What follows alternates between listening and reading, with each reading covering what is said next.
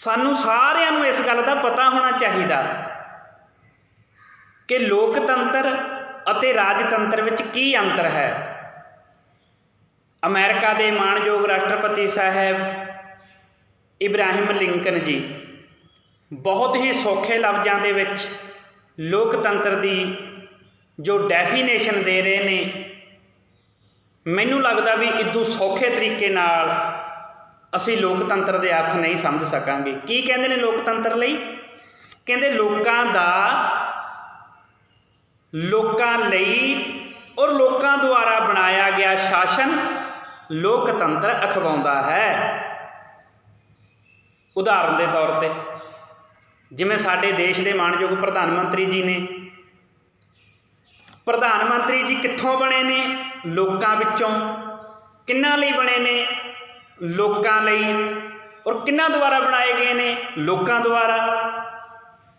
ਤੇ ਇਹ ਜਿਹੜੀ ਵਿਧੀ ਹੈ ਇਹ ਲੋਕਤੰਤਰ ਅਖਵਾਉਂਦੀ ਹੈ। ਇਹਦੇ ਵਿੱਚ ਕੱਲ੍ਹ ਨੂੰ ਸਾਡੇ ਬੱਚੇ, ਤੁਹਾਡੇ ਬੱਚੇ, ਸਾਡੇ ਦੇਸ਼ ਦੇ ਕਿਸੇ ਵੀ ਬੱਚੇ, ਕਿਸੇ ਵੀ ਮਾਪਿਆਂ ਦੇ ਧੀ ਜਾਂ ਪੁੱਤਰ ਆਉਣ ਵਾਲੇ ਸਮੇਂ ਦੇ ਵਿੱਚ ਇਸ ਦੇਸ਼ ਦੇ ਸ਼ਾਸਕ ਬਣ ਸਕਦੇ ਨੇ, ਰਾਜੇ ਬਣ ਸਕਦੇ ਨੇ, ਕਿਉਂਕਿ ਭਾਰਤੀ ਸੰਵਿਧਾਨ ਨੇ ਉਹਨਾਂ ਨੂੰ ਇਹ ਅਧਿਕਾਰ ਦਿੱਤਾ ਕਿ ਉਹ ਲੋਕਾਂ ਦੇ ਵਿੱਚ ਹਰਮਨ ਪਿਆਰਾ ਬਣ ਕੇ ਜੋ ਇਲੈਕਸ਼ਨ ਦੀ ਵਿਧੀ ਹੈ, ਵੋਟਾਂ ਦੀ ਵਿਧੀ ਹੈ, ਉਹਦੇ ਦੁਆਰਾ ਉਹ ਇਸ ਦੇਸ਼ ਦਾ ਮੰਤਰੀ ਬਣ ਸਕਦਾ ਹੈ। ਸੋ ਹੁਣ ਆਪਾਂ ਸਮਝਦੇ ਹਾਂ ਰਾਜਤੰਤਰ। ਲੋਕਤੰਤਰ ਦੀ ਸਮਝ ਲੱਗ ਗਈ, ਹੁਣ ਰਾਜਤੰਤਰ 'ਤੇ ਆ ਜਾਂਦੇ ਹਾਂ। ਰਾਜ ਮਤਲਬ ਰਾਜਾ, ਤੰਤਰ ਮਤਲਬ ਰਾਜ, ਰਾਜਿਆਂ ਦਾ ਰਾਜ। ਭਾਰਤ ਦੇਸ਼ ਦੇ ਵਿੱਚ 26 ਜਨਵਰੀ 1950 ਜਦੋਂ ਭਾਰਤੀ ਸੰਵਿਧਾਨ ਲਾਗੂ ਹੋਇਆ, ਉਹਦੇ ਤੋਂ ਪਹਿਲਾਂ ਇਹ ਜਿਹੜਾ ਭਾਰਤ ਸੀ ਇਹ ਰਾਜਿਆਂ ਦੇ ਅੰਡਰ ਸੀ। ਇਹ ਰਾਜਿਆਂ ਦੁਆਰਾ ਚਲਾਇਆ ਜਾਂਦਾ ਸੀ। ਵੱਖ-ਵੱਖ ਸਟੇਟਾਂ ਦੇ ਵਿੱਚ ਵੱਖ-ਵੱਖ ਰਾਜੇ ਹੁੰਦੇ ਸਨ ਅਤੇ ਉਹ ਆਪਣੇ ਇਲਾਕਿਆਂ ਦੀ ਅਗਵਾਈ ਕਰਦੇ ਸੀ।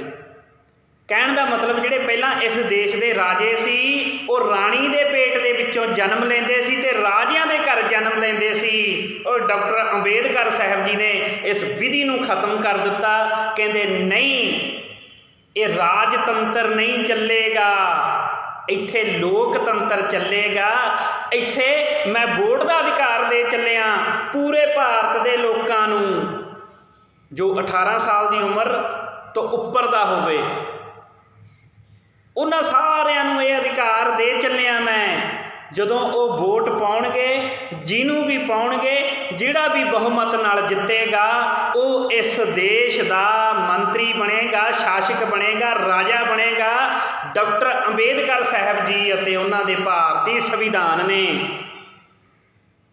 ਰਾਜਤੰਤਰ ਨੂੰ ਬਿਲਕੁਲ ਖਤਮ ਕਰ ਦਿੱਤਾ ਕਿ ਹੁਣ ਰਾਣੀ ਦੇ ਪੇਟ ਅਤੇ ਰਾਜਿਆਂ ਦੇ ਘਰ ਜਨਮ ਲੈਣ ਵਾਲਾ ਇਸ ਦੇਸ਼ ਦਾ ਸ਼ਾਸਕ ਨਹੀਂ, ਉਹ ਮਤਦਾਨ ਦੀ ਪੇਟੀ ਦੇ ਵਿੱਚੋਂ ਨਿਕਲਿਆ ਹੋਇਆ ਇਸ ਦੇਸ਼ ਦਾ ਸ਼ਾਸਕ ਬਣੇਗਾ। ਰਾਜਤੰਤਰ ਨੂੰ ਖਤਮ ਕਰਕੇ ਲੋਕਤੰਤਰ ਲੈ ਆਂਦਾ ਵੀ ਲੋਕਾਂ ਦਾ, ਲੋਕਾਂ ਲਈ, ਲੋਕਾਂ ਦੁਆਰਾ ਬਣਾਇਆ ਗਿਆ ਸ਼ਾਸਕ ਹੀ ਇਸ ਦੇਸ਼ ਨੂੰ ਚਲਾਏਗਾ। ਲੋਕ ਜਦੋਂ ਮਰਜ਼ੀ ਚਾਹੁਣ ਉਹਨੂੰ ਕੁਰਸੀ 'ਤੇ ਬਿਠਾ ਸਕਦੇ ਨੇ, ਲੋਕ ਜਦੋਂ ਮਰਜ਼ੀ ਚਾਹੁਣ ਉਹਨੂੰ ਕੁਰਸੀ ਤੋਂ ਉਤਾਰ ਵੀ ਸਕਦੇ ਨੇ। ਇਹ ਲੋਕਾਂ 'ਤੇ ਨਿਰਭਰ ਹੈ, ਲੋਕਾਂ 'ਤੇ ਡਿਪੈਂਡ ਕਰਦਾ ਹੈ। ਇਹ ਹੈ ਲੋਕਤੰਤਰ ਅਤੇ ਰਾਜਤੰਤਰ। ਭਾਰਤ ਦੇ ਵਿੱਚ ਜੇਕਰ ਅਸੀਂ ਲੋਕਤੰਤਰ ਕਾਇਮ ਰੱਖਣਾ ਹੈ ਜਾਂ ਰੱਖਣਾ ਚਾਹੁੰਦੇ ਹਾਂ ਤਾਂ ਸਾਨੂੰ ਭਾਰਤੀ ਸੰਵਿਧਾਨ ਬਚਾਉਣਾ ਪਏਗਾ, ਕਿਉਂਕਿ ਭਾਰਤੀ ਸੰਵਿਧਾਨ ਹੀ ਲੋਕਤੰਤਰ ਨੂੰ ਜਨਮ ਦਿੰਦਾ ਹੈ। ਜੇ ਭਾਰਤੀ ਸੰਵਿਧਾਨ ਖਤਮ ਕਰ ਦਿੱਤਾ ਗਿਆ ਤਾਂ ਲੋਕਤੰਤਰ ਵੀ ਖਤਮ ਕਰ ਦਿੱਤਾ ਜਾਏਗਾ, ਫਿਰ ਤੋਂ ਰਾਜਤੰਤਰ ਆਏਗਾ।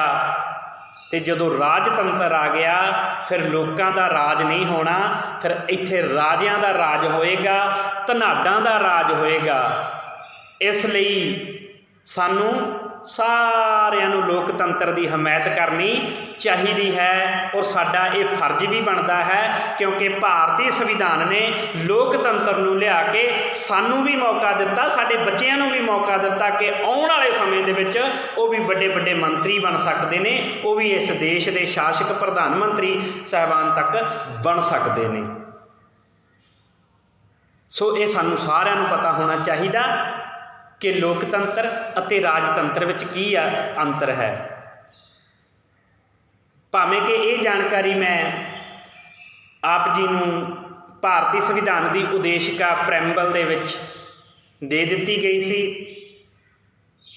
ਜਿਨ੍ਹਾਂ ਨੇ ਉਹ ਉਦੇਸ਼ਿਕਾ ਪ੍ਰਸਤਾਵਨਾ ਦੇ ਅਰਥ ਨਹੀਂ ਸਮਝੇ ਕਿਰਪਾ ਕਰਕੇ ਜ਼ਰੂਰ ਪੜ੍ਹੋ, ਕਿਉਂਕਿ ਉਦੇਸ਼ਿਕਾ ਹੈ ਜੋ ਪ੍ਰੈਮਬਲ ਹੈ ਭਾਰਤੀ ਸੰਵਿਧਾਨ ਦਾ, ਪੰਜਾਬੀ ਦੇ ਵਿੱਚ ਉਹ ਵਿਆਖਿਆ ਕੀਤੀ ਗਈ ਹੈ।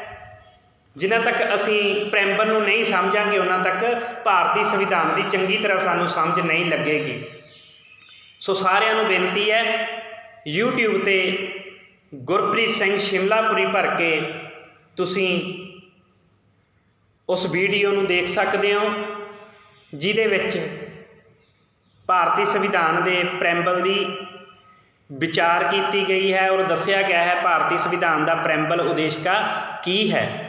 ਸੋ ਜਿਹੜੀ ਆਪਾਂ ਹੁਣ ਗੱਲਬਾਤ ਕਰਦੇ ਸੀ ਉਹ ਇਹ ਸੀ